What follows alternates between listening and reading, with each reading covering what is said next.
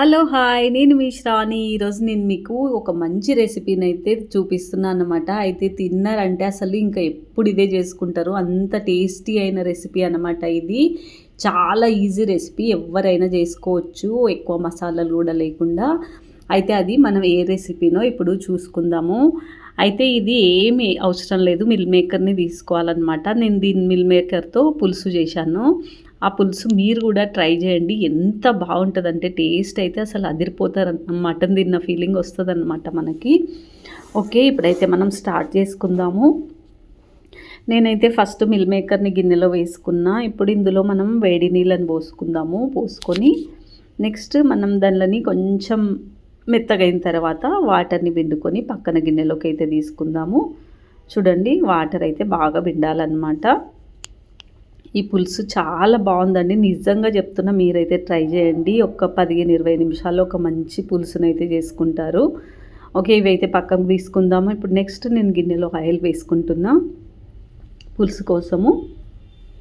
ఇప్పుడు మనము ఆవాలు, జీలకర్ర, కొన్ని మెంతులు తీసుకోవాలి. ఎప్పుడైనా సరే మెంతులు మాత్రం పక్కా అనమాట పులుసులోకి.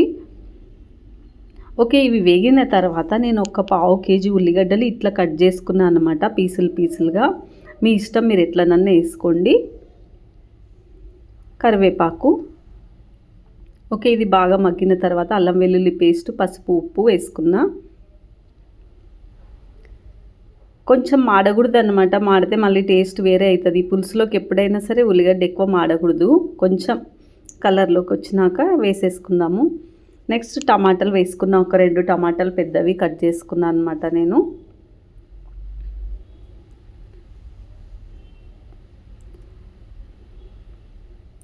ఓకే, ఇప్పుడు మనమైతే మిల్ మేకర్ని కూడా వేసేసుకుందాము. వాటర్ అన్ని పిండుకున్నా నేను. ఇప్పుడు కొంచెం మగ్గాలన్నమాట ఉప్పులోకి బాగా. ఎప్పుడైనా సరే ఉప్పులో కొంచెం మగ్గాలి, ఏ కూరగాయలైనా సరే. నెక్స్ట్ వచ్చేసి ఇప్పుడు నేను ఇక్కడ జీలకర్ర, మెంతి, చెక్క, ఇలాచి పౌడర్ అనమాట, అది మిర్చి పౌడర్, అవి కొట్టి వేసుకోవాలన్నమాట. కొంచెం పౌడర్ టేస్ట్ బాగా అవుతుంది. మీరు మళ్ళీ ఆ పౌడర్ ఒక డబ్బాలో చేసి పెట్టుకోండి, చాలా బాగుంటుంది. ఇంకోటి, ఇది బాగా మగ్గాలి. ఆ తర్వాత మనం చింతపండు ఒక పక్కన నానబెట్టుకుని ఉంటాం కదా, మనకు పులుపు ఎంత సరిపోతుందో అంత వేసేసుకోవాలన్నమాట.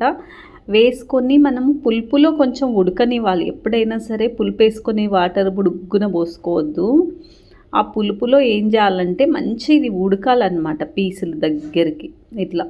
కొంచెం వాటర్, నేను చింత పులుపు మాత్రమే పోసుకున్నా, మళ్ళీ వాటర్ పోసుకోవాలి. ఇందులో కొంచెం మగ్గాలన్నమాట బాగా. చూడండి, ఇట్లా మగ్గాలి. మీకు ఎందుకు చెప్తున్నా అంటే ముక్కలకు మంచిగా పడుతుంది అన్నమాట మనకు మసాలా. ఇప్పుడు నెక్స్ట్ వాటర్ పోసుకుందాం మనకు సరిపడా. మీకు ఎంత సరిపోతుందో అంత వాటర్ పులుపుని చూసుకొని పోసుకోండి. కొందరేమో పులుపు ఎక్కువ తింటారు, కొంచెం తక్కువ తింటారు, దాన్ని బట్టి మీరు పులుపు వేసుకోవచ్చు అన్నమాట.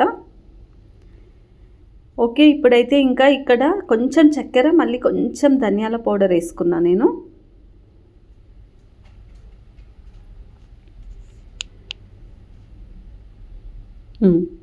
ఓకే, ఇంకా ఇప్పుడు మనం ఒక పక్కన శనగపిండి ఉండలు లేకుండా పోసుకోవాలన్నమాట. వాటర్ పోసుకొని కలుపుకోవాలి. మీతోనే శనగపిండి లేకుంటే జొన్నపిండి లేకుంటే బియ్యం పిండి, ఏ పిండి అయినా సరే.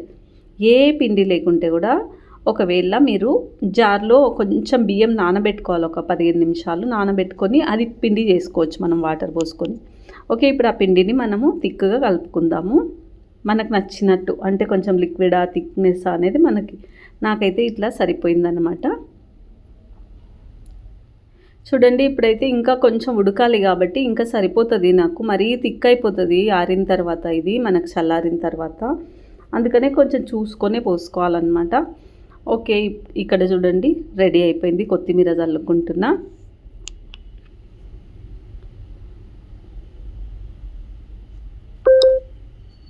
వావ్, ఒకసారి చూడండి ఎంత బాగా వచ్చింది. ఎక్కువ మసాలా అయితే ఏమీ లేదు, మీరు కూడా చూసిండ్రు కదా, తప్పకుండా ట్రై చేయండి. ఇప్పుడైతే నేను గిన్నెలోకి వేసుకుంటున్నా. నాకు మంచిగా మిల్ మేకర్ పులుసు అయితే రెడీ అయిపోయింది. మేము వైట్ రైస్కే చేసుకున్నాం అనమాట. ఇంకోటి రోటీకి కూడా బాగుంటుంది, మన జొన్న రొట్టెలకైతే బాగుంటుంది అనమాట. నార్మల్గా ఇంకోటి బగారా రైస్, జీరా రైస్కి కూడా బాగుంటుంది అనమాట. ఒకసారి కుష్కా రైస్కి కూడా ట్రై చేయండి. ఇది చాలా చాలా బాగుంటుంది. ట్రై చేసి నాకైతే కామెంట్ చేయండి. నెక్స్ట్ మరో